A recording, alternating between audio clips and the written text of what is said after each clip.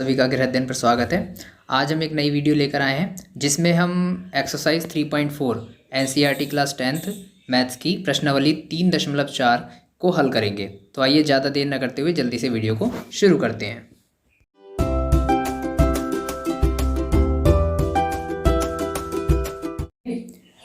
इसमें जो पहला प्रश्न है वो है, निम्न समीकरणों के युग्मों को विलोपन विधि और प्रतिस्थापना विधि से हल कीजिए, कौन सी विधि उपयुक्त है, ये भी आपको इसमें बताना है। इसका मतलब ये हुआ कि इसमें आपको एलिमिनेशन मेथड और डिस्प्लेसमेंट मेथड से इन दोनों समीकरणों को सॉल्व करके देखना। दोनों ही विधि आपको यूज़ करनी पड़ेगी जब कहा है क्वेश्चन में। तो अगर पेपर में क्वेश्चन आता है कि खाली विलोपन विधि से कीजिए तो आपको विलोपन विधि से करना होगा, अगर प्रतिस्थापना विधि से आता है तो प्रतिस्थापना से करना होगा, ठीक है ना। दोनों से आता है तो दोनों से करना पड़ेगा।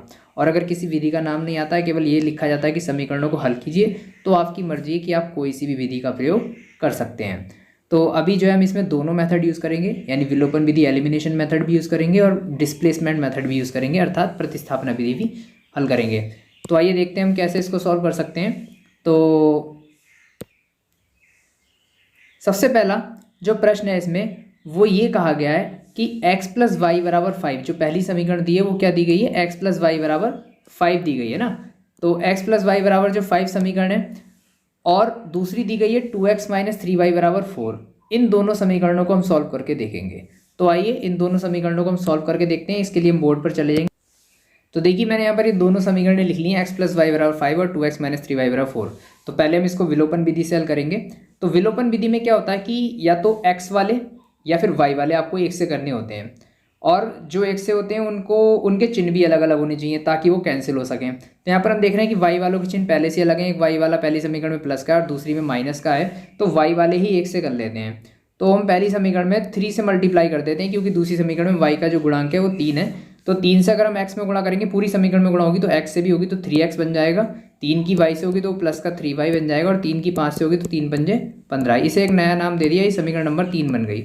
अब आप देखिए 3y एक माइनस का एक प्लस का, तो 3y से 3y कैंसिल हो जाएगा। अलग अलग चिन्हों के होते हैं तो कैंसिल हो जाते हैं। और ये 2x और 3x दोनों प्लस के हैं तो जुड़ के 5x हो जाएंगे, और इधर इक्वल में 4 और 15 जुड़ के आपके 19 हो जाएंगे। तो यहाँ से अगर हम x का मान निकालें, क्योंकि 5 गुणा में तो 5 19 के बटे में पहुँच जाएगा, तो x की वैल्यू क्या आ गई, 19/5 आ गई। ठीक है, x की वैल्यू 19/5 आ गई। अब ये x का मान आप किसी भी समीकरण में रख के y का मान भी निकाल सकते हैं। तो जैसा कि समीकरण नंबर 1 है आपकी, इसको हम थोड़ा छोटा कर लेते हैं और इसको साइड में लगा देते हैं, और यहाँ साइड में हम सॉल्व करेंगे। समीकरण 1 से अगर हम देखें तो समीकरण 1 आपकी है x + y = 5। इसमें x का मान 19/5 रख देते हैं, प्लस y ऐसे ही रहेगा बराबर 5, और 5 को यहीं रहने देंगे, y को भी यहीं। 19/5 को दूसरी साइड ले जाते हैं तो माइनस का हो जाएगा। इधर अपॉन में 1 मान लेंगे 5 के, और इनका एलसीएम लेंगे तो 5 आ जाएगा। 1 से 5 को डिवाइड करेंगे 5 टाइम्स जाएगा, 5 की 5 में मल्टीप्लाई होगी तो 25 आ जाएगा। 5 से 5 को डिवाइड करेंगे तो 1 टाइम जाएगा, 1 की 19 में मल्टीप्लाई होगी तो 19। और अब हम जो है 25 में से अगर 19 को माइनस करेंगे तो 6 बचेंगे, तो y का मान 6/5 आ गया। तो इस तरीके से हमने विलोपन विधि से x और y के मान निकाल लिए और इन समीकरणों को हल कर लिया। अब प्रतिस्थापन विधि से इसको हल करते हैं। अगर प्रतिस्थापन विधि से आपको इन दोनों समीकरणों को हल करना है तो एक बार इन दोनों समीकरणों को फिर से हम नीचे उतार लेंगे।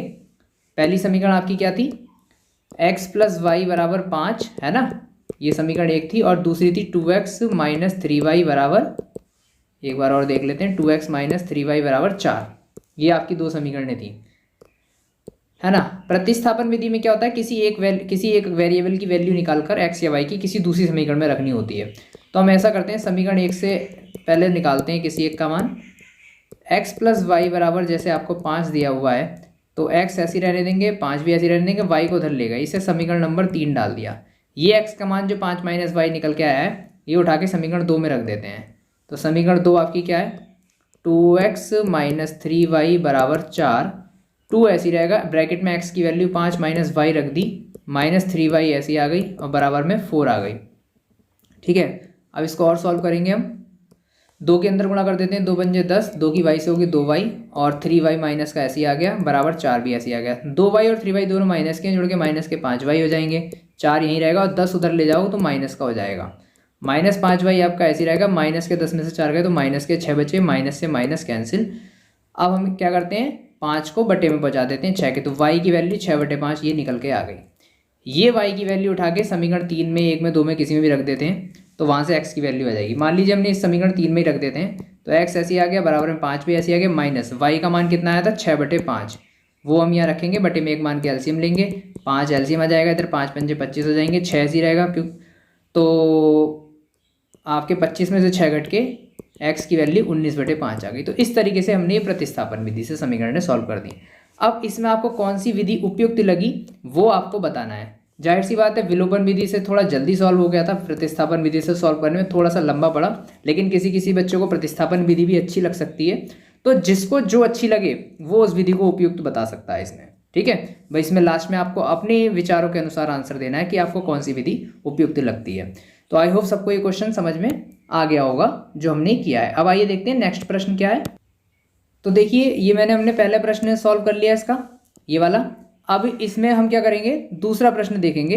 तो दूसरा प्रश्न क्या है, इसको देखने के लिए दूसरे प्रश्न में दिया हुआ है कि 3x + 4y = 10 और 2x - 2y = 2, इन दोनों समीकरणों को भी ऐसे ही आपको दोनों विधि से हल करना है। तीसरे क्वेश्चन में भी आपको ऐसी दो समीकरण दिए हैं, इन्हें हल करना है। बस इसमें आपको देखो 4 को उधर ले जाना है, इसे सिंपल समीकरण बना लेना, और इधर 2y को इधर ले आना, तो ये समीकरण ऐसे बन जाएगी आपकी 9x - 2y = 7, मतलब 2y इधर आके माइनस का हो जाएगा। सिंपल समीकरण आप इसे पहले बना लीजिए, फिर आप इन्हें सॉल्व कर सकते हैं। अच्छा, अब कुछ बच्चों को इस क्वेश्चन में परेशानी आएगी कि चौथे प्रश्न में तो बटे में समीकरण दिए, बहुत बच्चे परेशान हो जाते हैं कि बटे में अगर समीकरण आती तो इन्हें कैसे सॉल्व करेंगे। तो इनको मैं आपको थोड़ा सा सॉल्व करके दिखा देता हूँ। सिंपल समीकरणों में आप पहले इन्हें कन्वर्ट कर लीजिए, उसके बाद आप इन्हें विलोपन विधि और प्रतिस्थापन विधि से हल कर सकते हैं। तो आइए मैं आपको सॉल्व करके दिखा देता हूँ कि ये कैसे होंगी। तो देखिए मैंने दोनों समीकरण यहाँ पर लिख लिए, एक को समीकरण 1 डाल दिया, एक को समीकरण नंबर 2। अब बटे वाली समीकरण अगर सामने आ जाती है तो बच्चे बड़े कंफ्यूज से हो जाते हैं कि इसको कैसे सॉल्व करना है। ज़्यादा नहीं डरना है आपको, सबसे पहले उन्हें बटे वाली समीकरणों से सिंप्लीफिकेशन करना है, उनको सिंपल समीकरणों में उसको बदलना पड़ेगा। जैसे समीकरण नंबर 1 को अगर मैं यहाँ पे नीचे उतार लूँ, x/2 + 2y/3 = -1। सबसे पहले आपको बटे की समीकरणों को सॉल्व करना आना चाहिए, बटे की संख्याओं को, भिन्न वाली संख्याओं को, कि उनका हम एलसीएम कैसे लेते हैं। देखिए सबसे पहले नीचे की जो संख्या है उनका हमें एलसीएम लेना होता है। 2 और 3 का एलसीएम आपका 6 आ जाएगा। ठीक है, एलसीएम लेना तो 6, 7, 8 में बच्चे सभी सीख ही चुके हैं।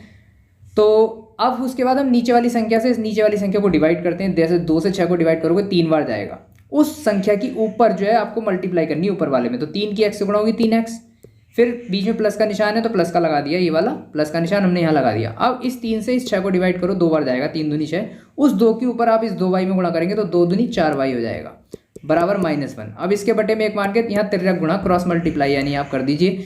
तो इधर 1 की जब इससे होगी, 1 की गुणा जब इससे होगी तो यही आ जाएगा 3x + 4y, और 6 की गुणा जब -1 से होगी तो माइनस का 6 आ जाएगा। ये आपकी एक नई समीकरण सिंप्लीफिकेशन हो गया, सिंपल समीकरण बन गई। इसको आप नया नाम दे सकते हैं समीकरण नंबर 3। ऐसे ही आपकी जो दूसरी समीकरण थी उसको भी आप सिंपल कर सकते हैं। देखिए किस तरीके से, जैसे दूसरी समीकरण आपकी x - y/3 = 1 थी, आप y के बटे वो x के बटे में 1 मान लीजिए। अब 3 और 1 का एलसीएम तो 3 ही आ जाएगा, फिर आप इस 1 से 3 को डिवाइड करोगे 3 ही बार जाएगा, 3 के ऊपर x में गुणा कीजिए तो 3x आ गया, फिर माइनस है बीच में तो माइनस लगा दीजिए। अब आप 3 से 3 को डिवाइड करेंगे तो 1 ही बार जाएगा, 1 की गुणा y में होगी तो y एज इट इज़ आ जाएगा बराबर में 1। इसके बटे में 1 मान के क्रॉस मल्टीप्लाई करेंगे तो 1 की 3x - y से होगी तो 3x - y आ जाएगा, और 3 के ऊपर 1 से होगी तो 3। ये एक नया नाम दे दीजिए समीकरण नंबर 4। यानी अब आपकी दोनों समीकरण सिंपल समीकरण बन गई। अब आप इन्हें जो है विलोपन विधि से भी सॉल्व कर सकते हैं। विलोपन विधि से सॉल्व करने के लिए देखिए x वाले इसमें ऑलरेडी सेम है, तो इनको ऊपर नीचे रख के आप सॉल्व कर लीजिए। विलोपन विधि से आपको रखने के लिए क्या करना पड़ेगा, पहले आप समीकरण 3 उतार लीजिए, 3x + 4y = -6, इसे समीकरण 3 डाल दिया, और 3x - y = 3 है ना, ये समीकरण 4 बन गई। अब जो 1 से होते हैं उन्हें हमें काटना होता है विलोपन विधि में, उसको एलिमिनेट करना होता है, हटाना होता है, विलोप करना होता है। विलोप का मतलब गायब करना, विलुप्त करना। तो अब काटने के लिए जरूरी कि चिन्ह अलग अलग होने चाहिए। अगर चिन्ह पहले से ही अलग होते हैं तो हमें कुछ करना नहीं पड़ता, डायरेक्ट कट जाते हैं। नहीं होते हैं तो आपको चिन्ह बदलने पड़ते हैं नीचे वाली समीकरण के। तो नीचे वाली समीकरण में 3x प्लस का है तो माइनस का बना लेंगे, और जो माइनस का है वो प्लस का बन जाएगा। अब जैसे ये 3 प्लस का है तो ये माइनस का बन जाएगा। अब 3x प्लस का था ऊपर वाली समीकरण में, नीचे वाली में माइनस का हो गया तो 3x से 3x कट जाएगा। लेकिन 4y अब प्लस का था पहली वाली समीकरण में, नीचे वाली में भी प्लस का हो गया, 1y है ये यहाँ पे बन छुपा हुआ है, तो 1y 4y जुड़ के 5y हो जाएंगे। और ऊपर देखिए 6 इसमें माइनस का, तो 3 भी माइनस का, तो जुड़ के माइनस के 9 हो जाएंगे। तो अब जो है 5 बटे में पहुँच जाएगा, तो y की वैल्यू आ जाएगी -9/5। ये y की वैल्यू आ गई, उठा के किसी भी समीकरण में रख दो तो आपकी x की वैल्यू भी आ जाएगी। इस तरीके से आपकी विलोपन विधि से ये सॉल्व हो जाएंगी। फिर प्रतिस्थापन विधि भी मैं आपको सिखा चुका हूँ इसी वीडियो में, तो आप उससे जो है प्रतिस्थापन विधि से भी दोनों समीकरणों को सॉल्व कर सकते हैं। तो ये आगे का मैं सॉल्व करके नहीं दिखाऊंगा, क्योंकि काफ़ी वीडियोज़ में इससे पहले भी ला चुका हूँ जिसमें समीकरण हल करना सिखा चुका हूँ, वो भी आप बेसिक रूप से उनको देख सकते हैं कि प्रतिस्थापन विधि की मैंने पूरी अलग वीडियो बना रखी, विलोपन विधि की अलग बना रखी है, आप वहाँ से भी सीख सकते हैं कि एक्चुअल में प्रतिस्थापन विधि क्या होती है, विलोपन विधि क्या होती है। तो अब मैं इसको पूरा सॉल्व करके नहीं दिखाऊंगा। अब मैं आपको देखिए, अगर हम अगले प्रश्नों की बात करें, ये चारों हमने सॉल्व कर ही लिए है ना। इन चारों में हमने देखा कि प्रतिस्थापन विधि विलोपन विधि से ही बस हमें इनको सॉल्व करना था। अगर हम अगले प्रश्न की बात करें तो अगले प्रश्न में आप देखेंगे जो दूसरा प्रश्न है, दूसरे प्रश्न में क्या आपको समीकरण बनाकर दी नहीं है ना, आपको समीकरण बनाकर दी नहीं है, बल्कि क्या किया गया है, बल्कि आपको समीकरणें बनानी पड़ेंगी। जैसे कि पहला प्रश्न है, इसमें लिखा भी है कि निम्न समस्याओं को रैखिक समीकरण के युग्म बनाइए और उनके हल कीजिए यदि उनका अस्तित्व हो, तो विलोपन विधि से ही ज्ञात करने के लिए कहा है। अर्थात आपको क्या करना है, समीकरण बनानी है, अगर लगता है कि वो समीकरण सॉल्व हो सकती है तो फिर आपको विलोपन विधि से उनको हल करना है। यानी अब आपको समीकरण खुद बनानी पड़ेगी। स्टेटमेंट आपको दिया है, इसको पढ़कर समीकरण बनानी पड़ेगी। 6th 7th 8th में भी बहुत सवाल आते थे। अब इसमें आपको हर तरीके का क्वेश्चन मिलेगा, अंश हर वाले सवाल मिलेंगे, भिन्न वाले, आयु वाला संबंधी प्रश्न भी होगा। बहुत सारे बच्चों को आयु संबंधी प्रश्न में प्रॉब्लम होती है, वो भी आपको सीखने के लिए मिलेगा। 2 अंकों की संख्या, इकाई का अंक, दहाई का अंक वाला एक प्रश्न बहुत आता है, वो भी इसमें एक सवाल है ना। तो ये 3 बड़े इंपॉर्टेंट प्रश्न है शुरू के, जो काफ़ी एग्जाम में देखने को मिलते हैं। तो आइए हम एक एक करके इनको समझते हैं। तो देखिए, पहला प्रश्न है कि यदि हम अंश में 1 जोड़ दें और हर में से 1 घटा दें तो भिन्न 1 में बदल जाती है। देखिए, मैं आपको सिर्फ समीकरण बनाकर दिखाऊंगा, समीकरण सॉल्व करना आपकी जिम्मेदारी है ना। जिसको नहीं आए तो वो कमेंट बॉक्स में पूछ सकते हैं, बाकी बहुत सारी वीडियो मैंने बना रखी है जिसमें आप समझ सकते हैं कि कैसे समीकरण सॉल्व होती हैं। तो देखिए, अंश और हर वाला जब भी सवाल आए तो आपको कुछ नहीं करना है, सिंपल एक अंश मान लेना है और एक हर मान लेना है ना। मान लीजिए कि अंश आपका x है और हर क्या है, y। ये आपका अंश हो गया, अंश यानी कि न्यूमरेटर है ना, और हर यानी कि डिनोमिनेटर। तो अंश आपने x मान लिया, हर y मान लिया। अब जैसा कि प्रश्न में कहा है कि अंश में 1 जोड़ दें, तो सबसे पहले आप देखिए, जब आपका अंश x है और हर y है तो आपकी भिन्न जो है फ्रैक्शन क्या बनेगी, x बटे y। अब इन्होंने कहा है कि अंश में 1 जोड़ दें, तो मैंने अंश में 1 जोड़ दिया, और हर में 1 घटा दें तो मैंने हर में 1 घटा दिया, तो भिन्न 1 में बदल जाती है। इसका मतलब भिन्न का मान किसके बराबर हो जाता है, पूरे इक्वल का साइन लगा के हम 1 लिख देंगे, 1 के बराबर हो गया। बस अब आपको क्या करना है, इसके बटे में 1 मानना है, क्रॉस मल्टीप्लाई कर देने, 1 की x प्लस वाई से गुणा होगी, x प्लस 1 से, तो x प्लस 1 ही आ जाएगा, बराबर में y माइनस 1 की 1 से गुणा करके y माइनस 1 आ जाएगा।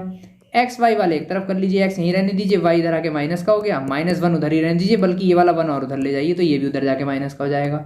तो x माइनस वाई बराबर -2। ये समीकरण 1 बन के आपकी रेडी हो गई पहले स्टेटमेंट से। फिर ये कह रहे हैं कि यदि हर में सिर्फ 1 जोड़ दें, यानी अब दोबारा से आपको भिन्न लिखनी है x बटे वाई, और अब की बार सिर्फ इन्होंने हर में 1 जोड़ने के लिए कहा, अंश में कुछ करने के लिए नहीं कहा है, तो इसका मान 1/2 हो जाता है, यानी तब ये 1/2 के बराबर हो जाती है। अब अगर आप इसकी क्रॉस मल्टीप्लाई करेंगे तो 2 की x से गुणा होगी, 2x आ जाएगा, इधर 1 की गुणा y प्लस 1 से होगी तो y प्लस 1 आ जाएगा, y को इधर ले जाइए तो 2x इधर ही रहेगा, y इधर आके माइनस का हो गया, 1 को वहीं रहने दीजिए, तो 2x माइनस वाई बराबर 1। ये समीकरण 2 बन गई। अब आपकी जो ये दोनों समीकरण है इनको आप विलोपन विधि से हल करके x y के मान निकाल सकते हैं, और वो x y के मान x बटे वाई जो भिन्न होगी उसमें रख देना, तो आपको भिन्न पता चल जाएगी इस तरीके से। तो आई होप सबको ये क्वेश्चन समझ में आ गया होगा। अब आइए देखते हैं अगला प्रश्न। दूसरे प्रश्न की अगर हम बात करें जो कि आयु संबंधी प्रश्न है, तो आयु संबंधी प्रश्न में ये कहा गया है कि इसमें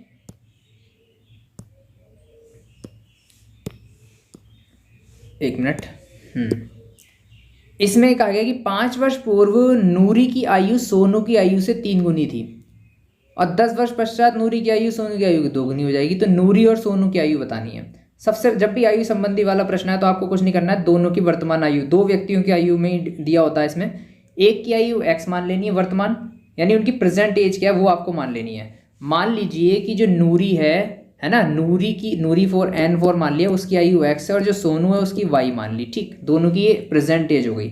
सबसे पहले आप आधा स्टेटमेंट पढ़िए, पहला स्टेटमेंट 5 वर्ष पूर्व की बात हो रही है ना इसमें, तो दोनों की 5 साल पहले की एज निकाल लीजिए अब, है ना। 5 years बिफोर अगर आप जाएंगे, बिफोर यानी 5 साल पहले, तो आपको क्या करना है, नूरी की जो एज है 5 साल पहले वो x माइनस 5 हो जाएगी, और सोनू की जो एज है वो y माइनस 5 हो जाएगी। ठीक हो गई। अब इसमें कह रहे हैं 5 वर्ष पूर्व जो नूरी की आयु थी वो सोनू की आयु से 3 गुनी थी, तो तो एक तरफ तो आप नूरी की आयु लिख लीजिए x-5, दूसरी तरफ आप y-5 सोनू की आयु लिख लीजिए, बीच में लगा दीजिए बराबर का निशान। अब ये कह रहे हैं कि नूरी की आयु 5 वर्ष पूर्व सोनू की आयु से 3 गुनी थी, नूरी की 3 गुनी थी, तो हमें इसका उल्टा कर देना है, सोनू की 3 गुनी कर देनी ताकि दोनों की बराबर हो जाए। बराबर के चिन्ह का मतलब होता है कि दोनों तरफ की बराबर हो। जिसकी 3 गुनी थी उसका उल्टा 3 गुना कर दिया। नूरी की 3 गुनी थी सोनू से, तो हमने सोनू की 3 गुनी कर दी। बस 3 गुनी करने के लिए आगे 3 से गुणा कर दिया हमने, आगे ब्रैकेट लगा के, इसका गुणा ही होता है, इसका मतलब कि आगे ब्रैकेट लगा के 3 लगा दिया। तो अब 3 के अंदर गुणा करेंगे तो 3y, 3 पंजे 15, फिर x ऐसे रहने दीजिए, 3y इधर आके माइनस का मतलब xy वाले मैं एक तरफ कर रहा हूँ, बिना xy वाले दूसरी तरफ, -15 वहीं रहने देंगे और 5 उधर जाके प्लस का हो जाएगा। तो x - 3y बराबर 15 में से 5 जाएंगे तो -10। ये आपकी पहली समीकरण बन के तैयार हो गई। ठीक, अब दूसरा स्टेटमेंट क्या है कि 10 वर्ष पश्चात। तो अब 10 वर्ष पश्चात के लिए हम जाएंगे, तो मैं इसको रफ कर देता हूँ। 10 वर्ष पश्चात के लिए अगर आप जाते हो तो उसमें आपको क्या करना पड़ेगा, नूर की जो आयु है वो x+10 हो जाएगी, है ना, और जो उसकी है सोनू की वो y+10 हो जाएगी। बाद के लिए हमें क्या करना पड़ता है, जोड़ना पड़ता है, बाद के लिए हमें जोड़ना पड़ता है। तो ये y+10 हो गई, है ना, 10-10 जोड़ दिए दोनों में। अब ये कह रहे थे 10 वर्ष पश्चात नूरी की आयु सोनू से 2 गुनी हो जाएगी, तो अब की बार 2 से गुणा कर दो, दुगनी कर दो, बीच में बराबर का चिन्ह लगा ही दिया मैंने। तो x+10 ऐसे ही रहेगा, 2 उधर जाके 2 के अंदर गुणा कर दो, 2y और 2 नहीं 20, फिर xy वाले फिर एक तरफ कर लो, x ऐसे ही रहने दो, 2y इधर आके माइनस का हो जाएगा, 20 ऐसे ही रहेगा और 10 उधर जाके माइनस का हो गया। तो x - 2y बराबर 20 में से 10 गए 10। ये आपकी समीकरण नंबर 2 बन गई। और जो पहली समीकरण बनाई थी, अब आप उन दोनों को विलोपन विधि से सॉल्व करके xy के मान निकाल सकते हैं, जिससे आपको दोनों की वर्तमान आयु पता चल जाएगी। आई होप सबको ये प्रश्न भी समझ में आ गया होगा। अब देखते हैं अगला प्रश्न।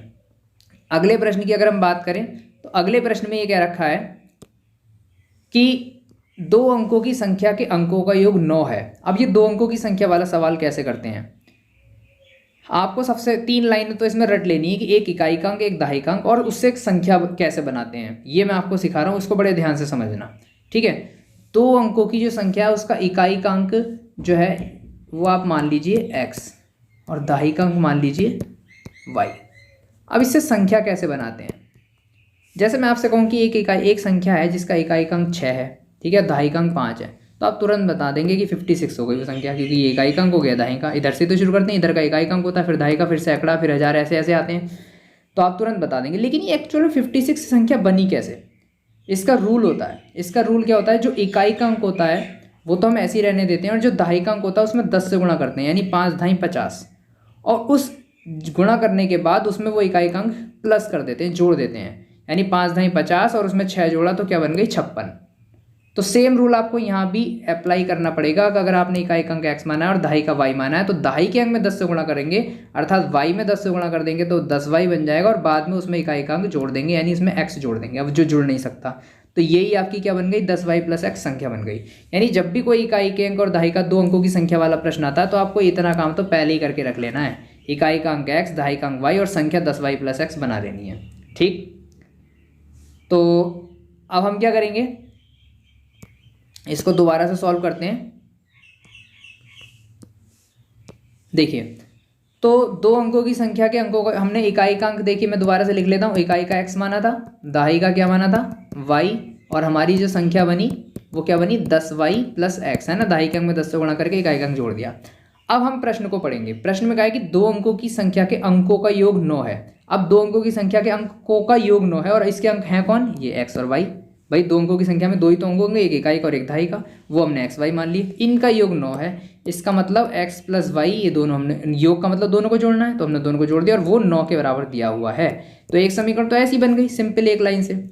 अब इस संख्या का 9 गुना, दूसरा स्टेटमेंट शुरू हो गया यहाँ पे, इस संख्या का मतलब ये जो हमने संख्या बनाई थी, इस संख्या का 9 गुना, तो हम एक तरफ ये संख्या लिखेंगे 10y + x और इसका 9 गुना कर देंगे। ये लो जी, मैंने 9 गुना कर दिया, 9 से गुणा करके इस संख्या का 9 गुना संख्या के अंकों को पलटने से बनी संख्या का, यानी संख्या के अंकों को पलट दिया गया है। पलटने का मतलब है जो इकाई का अंक था वो दहाई का बन गया है और जो दहाई का अंक था वो इकाई का बन गया है। अगर ऐसा हो जाए कि ये जो y हमने दहाई का अंक मानना था ये इकाई का बन जाए, ठीक है, और जो x हमने इकाई का मानना था वो दहाई का बन जाए, तब अगर हमें संख्या बनानी होती तो हम दहाई का अंक, क्योंकि तब x मान चुके होते, तो x में 10 से गुणा होती तो वो 10x आ जाता, और फिर इकाईकांक क्योंकि y होता तो वो इकाईकांक हमें जोड़ना पड़ता।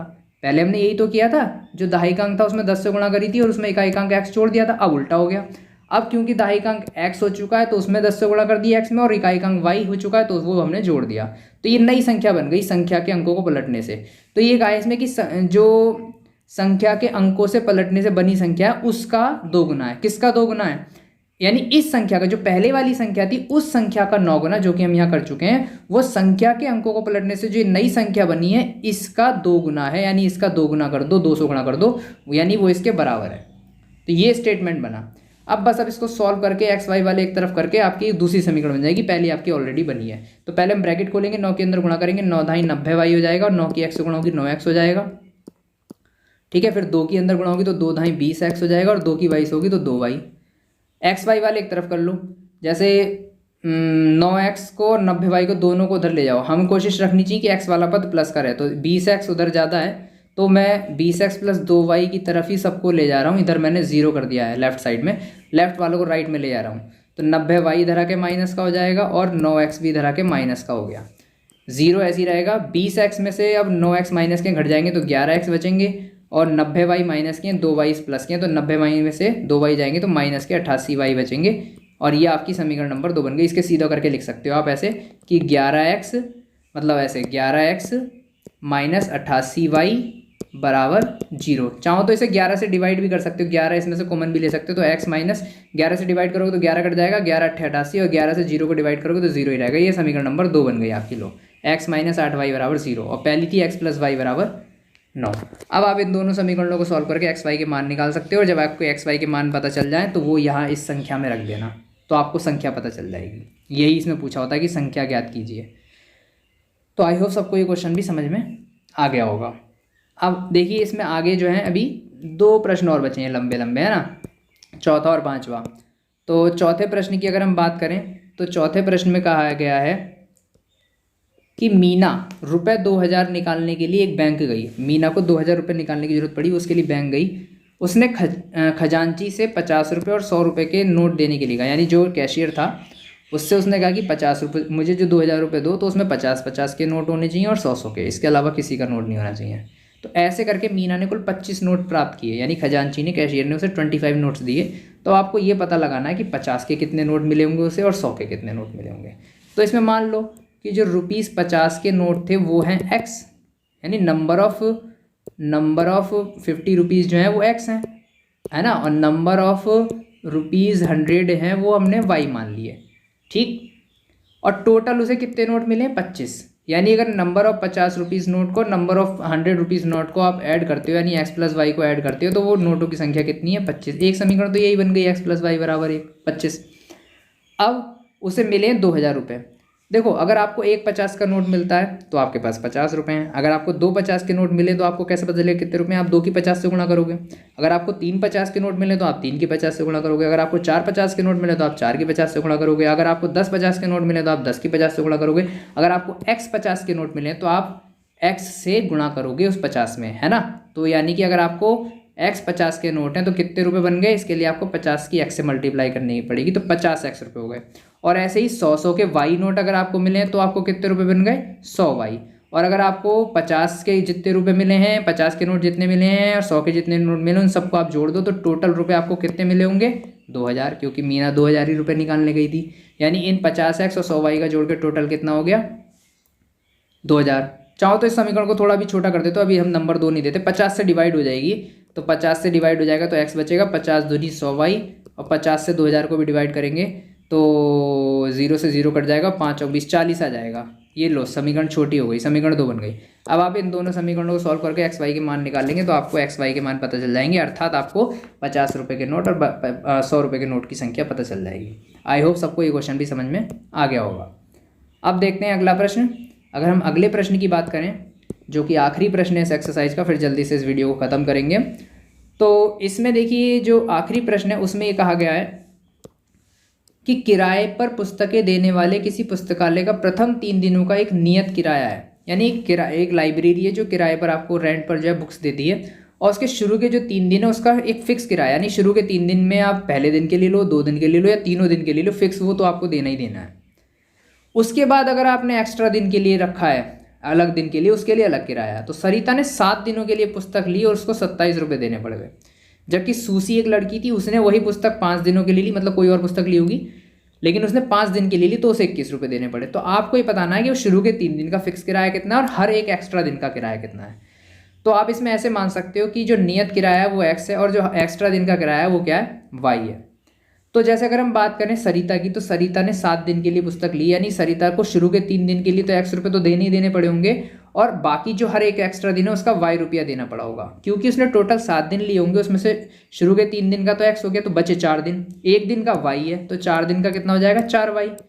तो इनको जोड़ दो तो तब जाके उसके 27 रुपये बने हैं। अगर हम सूसी की बात करें तो उसने 5 दिन के लिए लिए, 5 में से 3 दिन का तो x हो गया, बचे 2 दिन, तो 2 दिन का 2y हो जाएगा, उनको जोड़ते हैं तो कितना हो गया, 21 रुपये।